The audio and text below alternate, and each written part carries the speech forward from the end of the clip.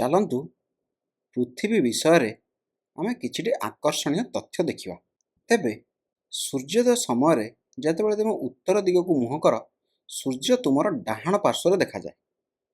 ସେହିପରି ଭାରତରେ ଦେଶର ପୂର୍ବ ଭାଗ ଗୁଡ଼ିକ ପ୍ରଥମେ ସୂର୍ଯ୍ୟୋଦୟ ଦେଖନ୍ତି ଏବଂ ପଶ୍ଚିମ ପାର୍ଶ୍ୱ ଗୁଡ଼ିକ ପରେ ଦେଖିଥାନ୍ତି। ଆଉ ଏକ ତଥ୍ୟ ହେଉଛି ଯେ ସୂର୍ଯ୍ୟ ପୂର୍ବ ଦିଗରୁ ପଶ୍ଚିମ ଦିଗକୁ ଗତି କରୁଥିବା ପରି ଦେଖାଯାଆନ୍ତି ଯଦି ଆମେ ଉତ୍ତର ଦିଗକୁ ମୁହଁ କରି ଠିଆ ହୁଅନ୍ତି। ଯଦି ଆମେ ଉତ୍ତର ଦିଗକୁ ମୁହଁ କରି ଠିଆ ହୁଅନ୍ତି ତାହେଲେ ସୂର୍ଯ୍ୟ ପୂର୍ବରୁ ପଶ୍ଚିମକୁ ଆକାଶରେ ଗତି କରୁଥିବା ପରି ମନେ ହୁଅନ୍ତି। ସେହିପରି ଭାବରେ ଯେଉଁ ସପ୍ତର୍ଷି ମଣ୍ଡଳ ଅଛି ତାହା ମଧ୍ୟ ସମୟ ସହିତ ଘୁରୁଥିବା ଭଳି ଲାଗେ। ତେବେ ଏସବୁ କାହିଁକି ଘଟେ?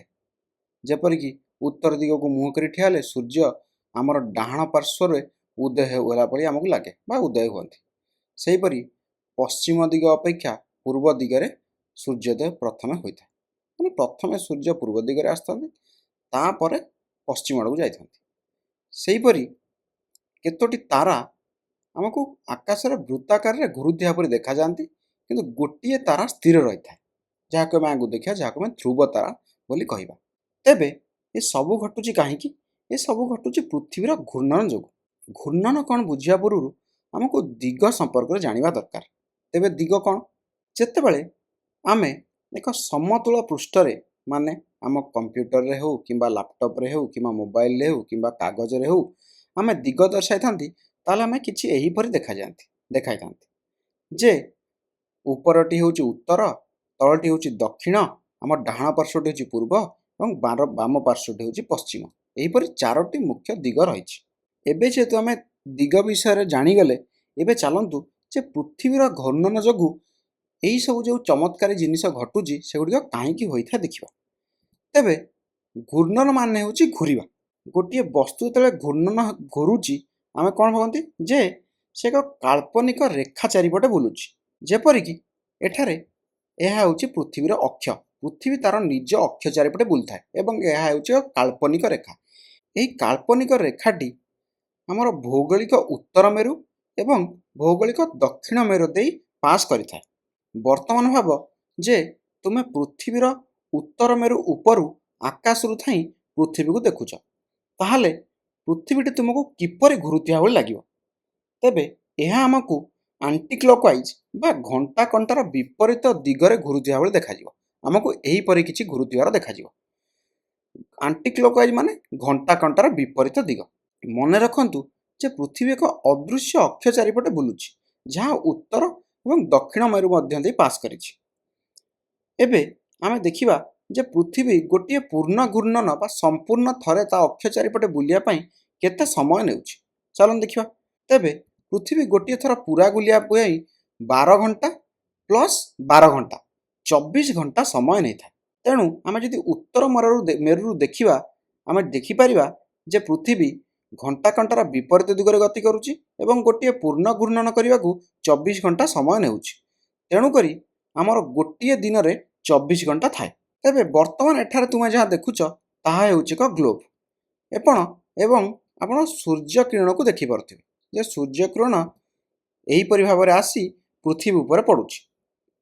ତେବେ ଏହା ପୃଥିବୀର କେବଳ ଅର୍ଦ୍ଧ ଭାଗକୁ ଆଲୋକିତ କରୁଛି। ଏ ଯେଉଁ ସୂର୍ଯ୍ୟ କିରଣ ଆସି ପଡ଼ୁଛି ଏହା ପୃଥିବୀର ଅର୍ଦ୍ଧ ଭାଗକୁ ଆଲୋକିତ କରୁଛି ଏବଂ ବାକି ଅଧା କ'ଣ ଅଛି?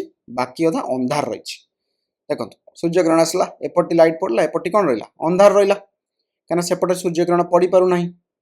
ତେବେ ଏଇ ଯେଉଁ ହଳଦିଆ ବୃତ୍ତଟି ତୁମେ ଦେଖୁଛ, ଏହା ଆଲୋକିତ ଅଂଶ ଏବଂ ଅନ୍ୟ ଅଂଶକୁ ସେପାରେଟ୍ କରୁଛି ବା ବିଭକ୍ତ କରୁଛି। ଆମେ ଯଦି ବର୍ତ୍ତମାନ ଉତ୍ତର ମେରୁ ଉପରୁ ଯାଇ ଦେଖିବା, ତେବେ ଆମେ ଦେଖିବା ଯେ ପୃଥିବୀଟି ଘଣ୍ଟା କଣ୍ଟାର ବିପରୀତ ଦିଗରେ ଗତି କରୁଛି। ଏବେ ଦେଖନ୍ତୁ ଏଠାରେ ପୃଥିବୀ ଚାରିପଟେ କିଛିଟି ରେଖା ରହିଛି। ତେବେ ଏଇ ଯେଉଁ ସବୁଜ କଲରର ରେଖାଟି ରହିଛି ତାହାକୁ ଆମେ ବିଷୁବ ରେଖା ବୋଲି କହିଥାଉ। ବାକି ରେଖା ଗୁଡ଼ିକ ବର୍ତ୍ତମାନ ତୁମେ ଜାଣିବା ଦରକାର ନାହିଁ। ବର୍ତ୍ତମାନ ଦେଖନ୍ତୁ ଏଇପଟଟି ସମ୍ପୂର୍ଣ୍ଣ ଆମର ଅନ୍ଧାର ରହିଛି, କାହିଁକି? ଏପଟେ ସୂର୍ଯ୍ୟକିରଣ ପଡ଼ୁନାହିଁ ଏବଂ ଏଇପଟଟି ଆମର କ'ଣ ରହିଛି? ଏଇପଟେ ଆମର ଆଲୋକିତ ରହିଛି। ଏହିପରି ଆମର ଦିନ ରାତି ହୋଇଥାଏ। ଗୋଟେ ପଟ ଦିନ ତ ଆର ପଟଟି ରାତି ହୋଇଥାଏ। ଏଇପଟଟି ରାତି, ବର୍ତ୍ତମାନ ଏଇପଟଟି ଦିନ। ଏଠାରେ ଭାରତକୁ ଦେଖନ୍ତି। ଦେଖନ୍ତୁ ଭାରତ ଏଠାରେ କ'ଣ ହେଉଛି, ଘୁରୁଛି ଏବଂ ସୂର୍ଯ୍ୟାଲୋକ ପ୍ରଥମେ ପୂର୍ବରେ ପହଞ୍ଚୁଛି। ତେଣୁ ସୂର୍ଯ୍ୟୋଦୟ ପୂର୍ବରେ ଏବଂ ସୂର୍ଯ୍ୟାସ୍ତ ପଶ୍ଚିମରେ ହୋଇଥାଏ। ଦେଖନ୍ତୁ ଏଠାରେ ଭାରତ ଆସିବ ପୁଣି। ଦେଖନ୍ତୁ ଭାରତରେ କ'ଣ ହେଉଛି, ସୂର୍ଯ୍ୟୋଦୟ କେଉଁଠି ହେଉଛି, ପୂର୍ବରେ ଏବଂ ପଶ୍ଚିମରେ ସୂର୍ଯ୍ୟାସ୍ତ ହେଉଛି। ତେବେ ଏହା କାହିଁକି ହେଉଛି? ଏହା ପୃଥିବୀର ଘୂର୍ଣ୍ଣନ ଦ୍ୱାରା ଘଟେ। ତେବେ ଭୂମିରୁ ଦେଖିଲେ ଆମକୁ ଲାଗେ ଯେ ସୂର୍ଯ୍ୟ ପୂର୍ବରୁ ପଶ୍ଚିମକୁ ଯାଉଛି। ଯଦି ଆମେ ଭୂମିର ଠିଆ ଦେଖିବା ତାହେଲେ କ'ଣ ଲାଗିବ, ଏପରି ସୂର୍ଯ୍ୟ ପୂର୍ବରୁ ପଶ୍ଚିମ ଆଡ଼କୁ ଯାଉଛି। କିନ୍ତୁ ପ୍ରକୃତରେ ପୃଥିବୀ ଘୁରୁଥିବାରୁ ଏପରି ଭ୍ରମ ସୃଷ୍ଟି ହେଉଛି। ଦେଖନ୍ତୁ ସୂର୍ଯ୍ୟ ସ୍ଥିର ଅଛି, ପୃଥିବୀ ଏହିପରି ଘୁରି ଘୁରି ଯାଉଛି। ତେଣୁକରି ଆମକୁ ଲାଗୁଛି ଯେ ସୂର୍ଯ୍ୟ ପୂର୍ବରୁ ପଶ୍ଚିମକୁ ଯାଉଛନ୍ତି। ଠିକ୍ ଅଛି, ଏବେ ଚାଲନ୍ତୁ ରାତିର ଆକାଶକୁ ଟିକେ ଦେଖିବା। ମାନେ ରାତିର ଆକାଶ କିପରି ଦେଖାଯାଏ ଦେଖିବା। ରାତିରେ ଆମକୁ ଆକାଶ ଏହିପରି କିଛି ଦେଖାଯାଏ। ତେବେ ତୁମେ ଏଠାରେ ପୋଲାରିସ୍ ବା ଧ୍ରୁବ ତାରାକୁ ଦେଖିପାରିବ। ଏହି ତାରା ଉତ୍ତର ଦିଗରେ ଅବସ୍ଥିତ। ଏହି ଉତ୍ତର ଦିଗର ତାରାକୁ ପୋଲାରିସ୍ ବା ଧ୍ରୁବ ତାରା ବୋଲି କୁହାଯାଏ।